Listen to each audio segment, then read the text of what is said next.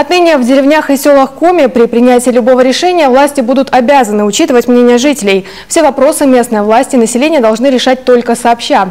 Это приблизит чиновников к народу, так считают депутаты Госсовета. Завтра на очередной сессии народные избранники внесут поправки в закон о местном самоуправлении. Всего же в повестке 26 вопросов. Татьяна Супряткина о деталях. Перед тем, как уйти на каникулы, депутаты перекроют бюджет. Для стабильной работы дополнительное финансовое подкрепление получат муниципалитеты. Их наделили новыми полномочиями, а значит увеличились и затраты.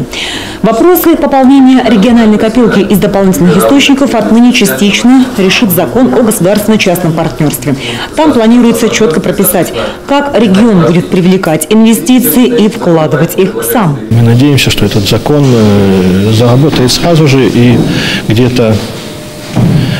в августе мы выйдем на заключение уже соглашения контрактов о государственно-частном партнерстве, чтобы можно было заключать и привлекать деньги в республику. Были там много вопросов, но вчера провели совещание и практически все вопросы поправками сняли. И еще сегодня тоже замечание прокуратура дала, тоже там поправками мы все замечания сняли. И надеемся, что мы его завтра примем и деньги будут привлекаться. Подготовили депутаты и обращение в правительство России. Народные избранники просят продлить сроки действия федеральной программы «Земский доктор». Пока это основной стимул для молодых специалистов приехать в село. В республике за 2 года почти на 100 докторов удалось снизить кадровый дефицит. Это обращение наше в правительство Российской Федерации по продлению так называемой программы «Земский доктор» на 15 последующие годы. 1 000 000 рублей выплачивается тем специалистам, врачам, которые приезжают на село.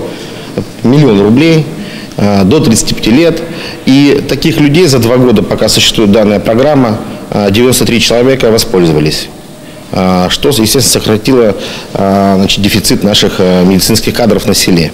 Депутаты просят расширить программу, чтобы выплаты получали не только сельские специалисты, но и те, кто решил приехать в поселки городского типа, где жителей менее 20 тысяч. Социальному блоку будет посвящен и правительственный час. Здесь главным вопросом станет также кадровое обеспечение в республике. Депутаты обсудят, в какой отрасли явный провал, острая нехватка специалистов и какие меры надо предпринимать, возможно, экстренные. Татьяна Супряткина, Олег Юшков, телеканал Юрган, Сыктывкар.